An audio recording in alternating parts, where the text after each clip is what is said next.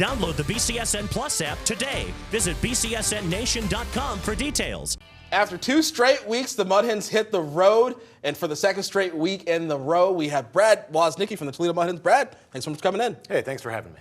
8-game win streak came to a close. First 3 games of this series didn't go the way the Mud Hens wanted to. Yeah, so far this season, the Columbus Clippers have had the Toledo Mud Hens number. They've won 6 out of the 9 meetings, taking 4 out of 6 this week, and the Columbus Clippers did it with the long ball this week. They had 11 home runs for the series. 8 came in the first 3 games. And for the Clippers, I mean, you look at guys throughout that lineup, they've got power. Jonathan Rodriguez was there for most of that series, helping provide some of that power, but throughout the lineup, they got contributions. Yeah, on the Toledo side, the first 3 games, only 5 runs, but it's not from a lack of hits, though, is it, Brad? No, the Toledo Mud Hens had their opportunities. They had guys on base. It was really clutch hitting that the Mud Hens needed throughout that series to try and get some of those games done. You look at that Thursday game, they lost 3-2. Time and time again, the Mud Hens had their chances to win that ball game. And then you go to Saturday night, a 2-1 final. Again, the Mud Hens and the Clippers had their chances. Plenty of guys left on base, but with the lineup changes that you saw throughout the week, you can understand why the Mud Hens had some struggles from what they did successfully in the previous 2 weeks.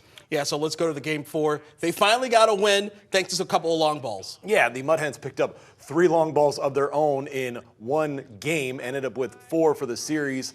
And you look at guys throughout that lineup that the Mud Hens are missing right now. You're talking Bly Madris, one of your key guys as far as long balls. He had 2 against the Louisville Bats in that final week before going on the road. He gets injured earlier in the week after picking up an RBI single. He was injured on the hit.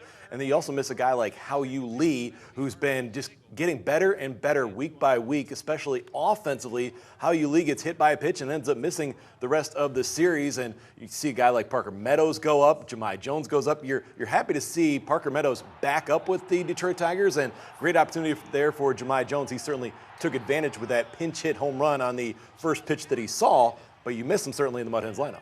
Yeah, on Sunday, though, the Mud Hens got back on the offensive side of things, scoring double-digit runs for the 6th time this season. Yeah, and it goes down as the longest game of the season for the Mud Hens, longest 9-inning game of the season.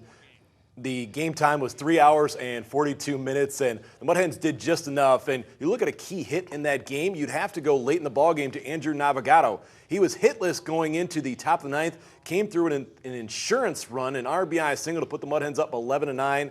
That helped out for the Mud Hens to get it done in the final game of that series.